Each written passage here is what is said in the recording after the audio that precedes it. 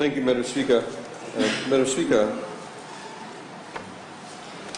on 20th of April this year, the Honourable Prime Minister officiated at an event that marked the immortalisation of an achievement that epitomises our aspirations as a nation. Last year, when our Fijian men's rugby sevens team won the gold at the Rio Olympics, Madam Speaker, we demonstrated to the world the dedication, commitment and resilience of the Fijian people. That despite being a country of less than 1 million people, that we are able to win an Olympic gold medal. A feat that many other larger countries was not able to even achieve. And I'm told, Madam Speaker, that anybody who did the assessment of the amount of money spent on training, that we apparently came #1 in the world. Madam Speaker, as the Honourable Prime Minister said, we may be small, but we are strong. When we work together, we are unbeatable.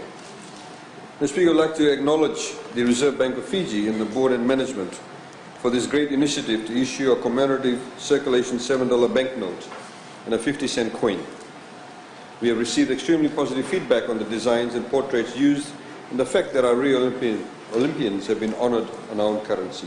This, Madam Speaker, is of course the note, which I shall go into a bit of detail later, and this of course is the coin, Madam Speaker. Mr. Speaker, I would like to also take this opportunity to thank the Honourable Leader of Opposition for actually attending the launch that brought pride to all Fijians. Madam Speaker, we wish to remind the members that the 2016 Rio Summer Olympics took place a few short months after Tropical Cyclone Winston, the strongest storm to hit our shores, the second strongest storm ever recorded in the world, the strongest storm in the Southern Hemisphere, and it wreaked havoc in our country. Following the cyclone, we were down, and most certainly we went out. However, at the Olympics, we grabbed the opportunity to assert ourselves on a global stage, much like we are currently doing for the important challenge of climate change. With our Olympic gold medal, Madam Speaker, we united our people and brought home the much-needed encouragement and motivation to forge ahead with our country's recovery. Madam Speaker, a nation's currency typically illustrates what its people hold near and dear. Frequently, as is the case with Fiji and other countries, the colour and images chosen tell a story about the nation's character, uniqueness, and the development journey of a country. Images of multiculturalism, historic occasions, endemic and indigenous flora and fauna, artifacts, and important industries have adorned our currency banknotes and coins, in particular over the past few years. Our notes and coins have a history of being vibrant and attractive, and the subject of international acclaim many times. All finalized banknotes and coins are recorded in the history of the nation. These same designs are noted by currency experts, collectors and enthusiasts all over the world. Immediately after the Olympics, Madam Speaker, the RBF board approved the management's recommendation to recognize the Rio Gold achievement on our nation's currency. We, of course, were very happy to comply and facilitate this particular initiative. And of course, we kept it under wraps for a very long period of time. Madam Speaker, the plan initially was to have a commemorative painted or coloured coin. Unfortunately, due to technical limitations, the coin was produced normal or unpainted. Madam Speaker, this is not the first time the RBF has issued a commemorative coin to honour our Olympians. The RBF celebrated Honourable Elias Delana's gold medal win in the F42 high jump event in the London Paralympics in 2012 with a 50-cent circulation coin.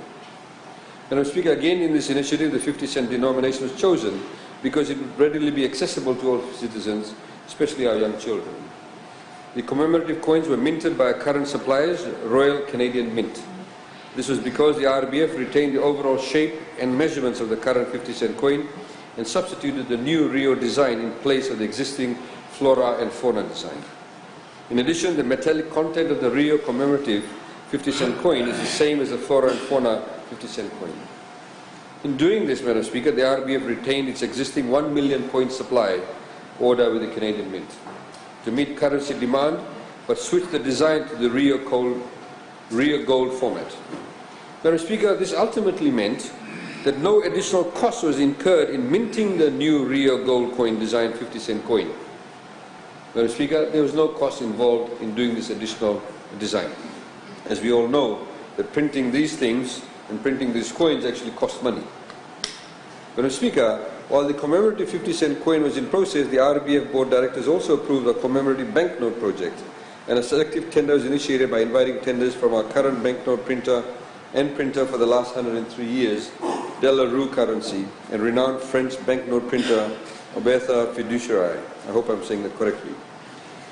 After thorough consideration of a number of factors, including the design, Madam Speaker, technical and security features, price and ability to deliver the final product within the time frame required, the RBF approved the tender by Auyaz Fiduciary in October 2016 as opposed to De La Rue.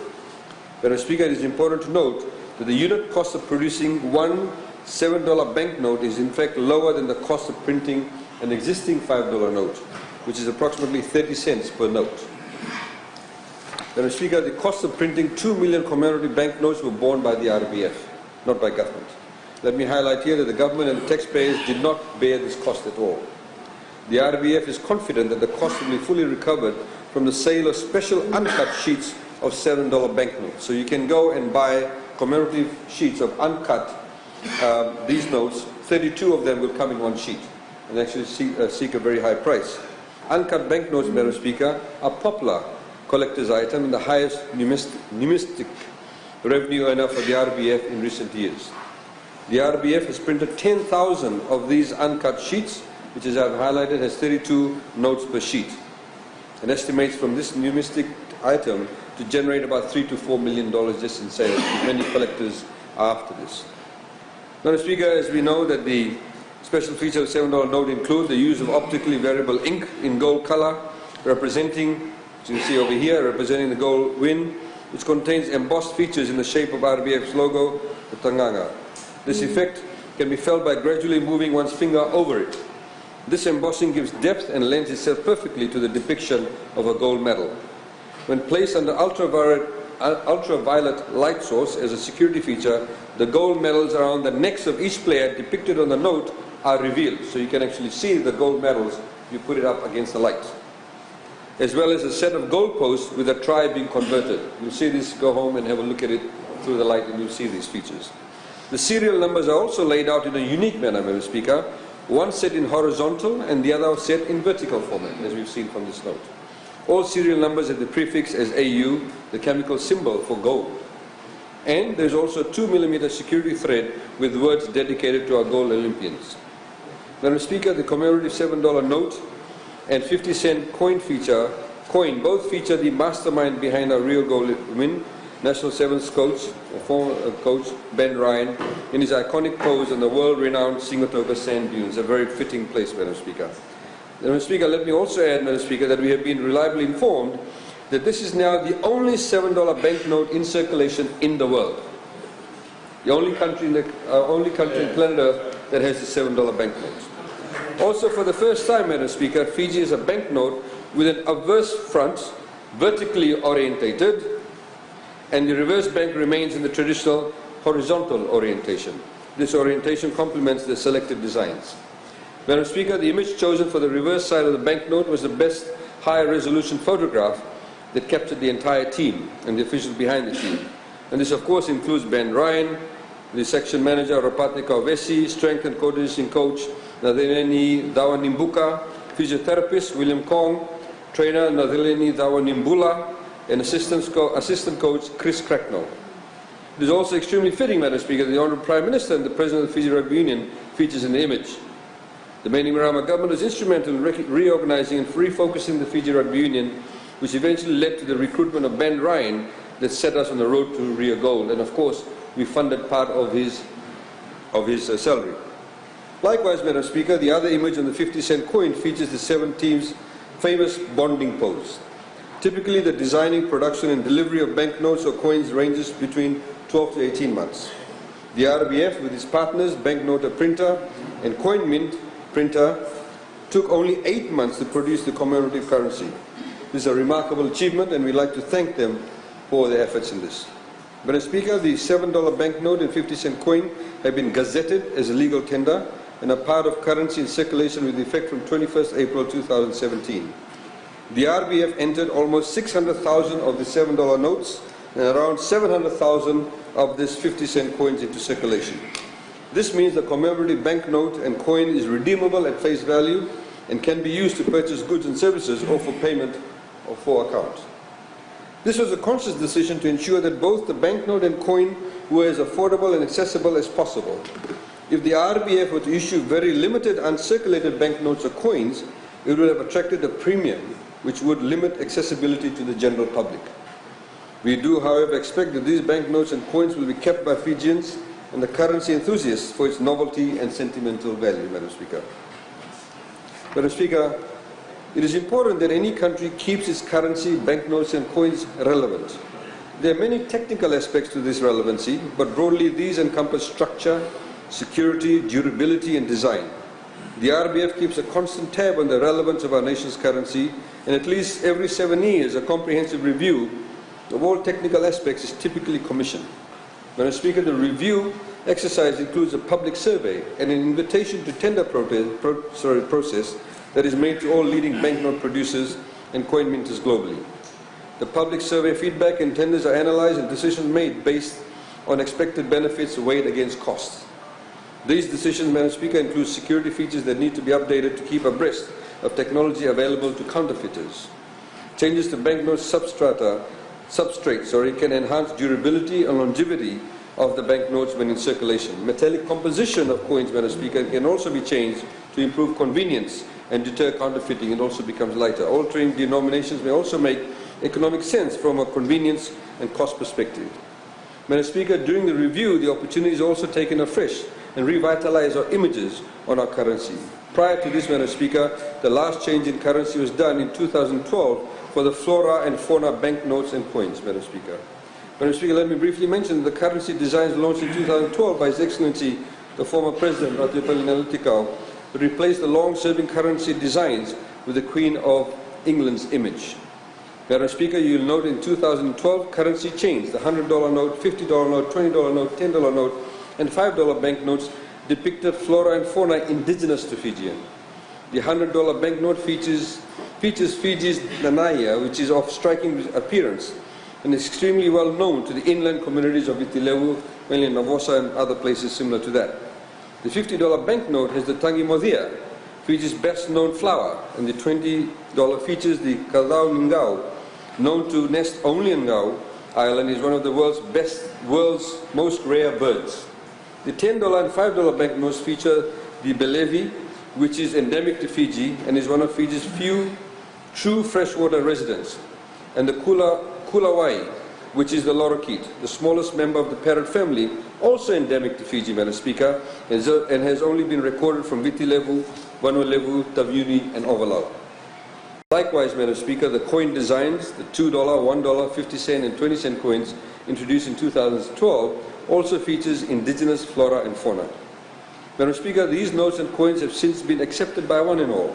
There are of course people in some quarters who felt that our currency would lose its value if we remove the Queen's portrait.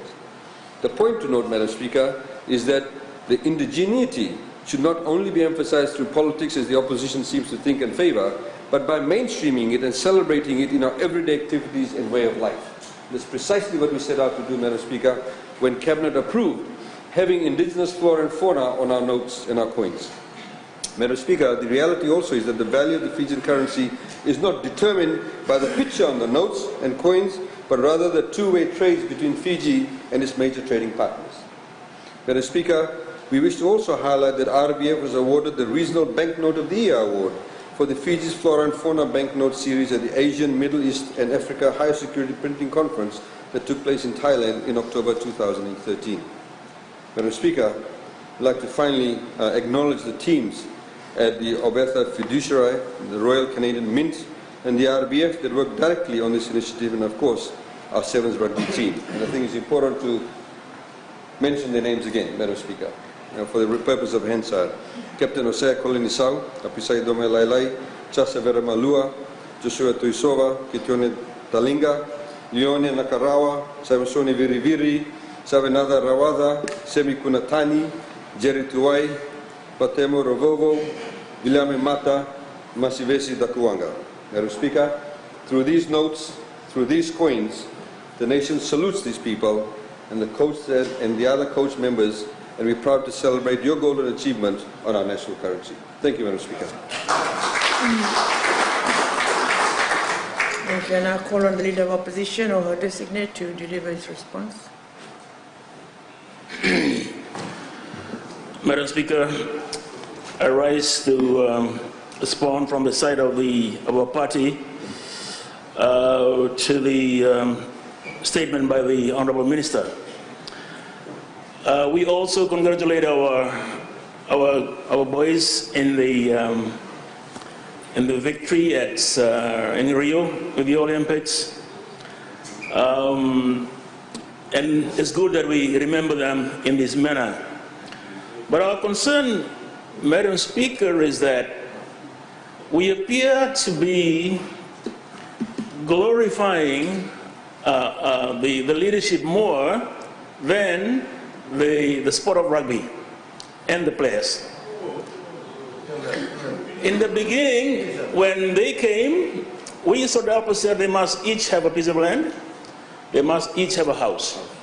And these boys come from the villages, and it would be a real commemoration to remember down the years that this house was built for me by the government of Fiji for my victory, for my sacrifice, for the victory in Rio. And that's where we believe should be the focus of how we commemorate our victory in Rio. Madam Speaker, I have a few questions to ask. Number one, how does this benefit the coffers of Fiji Rugby? Fiji Rugby has a money problem that is perennial. We don't see anything here that could contribute to the coffers of rugby and develop it. We have to be very careful, Madam Speaker. Now, the one in Rio was the first time that Fiji, the Rugby Sevens, came into the Olympics. Bigger economies are now taking interest in rugby. You saw in Hong Kong. I was really frightened when I saw Germany now competing in sevens. When these guys take on rugby on the level that they have taken soccer, Fiji will be left on the wayside. We are very vulnerable in that we don't have the money to compete with these people down the years. And of course, they talk about the lottery. Yeah, I talk about the lottery. We ask for exemption from government for the lottery, zero.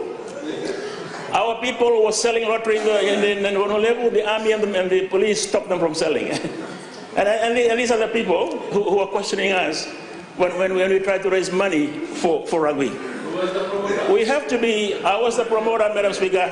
I was the promoter because I was chairman of Fiji Rugby, because I had a clean record with FERCA. That's how I got the promoter. But if I had the support of people who only give all these empty promises to rugby, it would have been a success. I commend the president of Fiji for buying a ticket. I don't think anyone from the side bought a ticket. Maybe Mr. Darga, maybe a ticket. So if they all bought a ticket and put their money behind their love of rugby, we could have had a successful lottery. What we have now, Madam Speaker, is my fear that we won't be able to win this again down the years because we don't have the money to develop our people.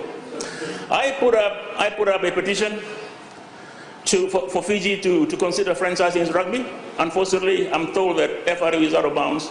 Parliament cannot entertain a franchise like that. But I think we will challenge this because it's a sport that is dear to all of us, and I don't think Parliament should be told not to initiate any dialogue to help rugby.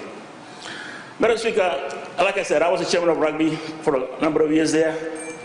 And when I see our boys standing up against the English, the New Zealanders, the Australians, and I ask them, how did we get here?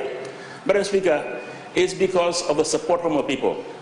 In Nandronga, we are famous for rugby because when the team is in camp, everyone contributes to their training.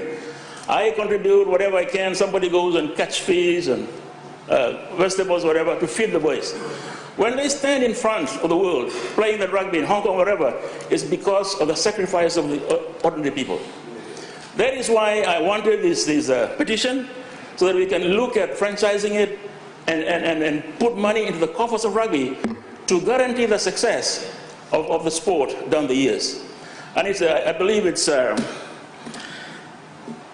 something that is wrong, that we're not allowed to look into this.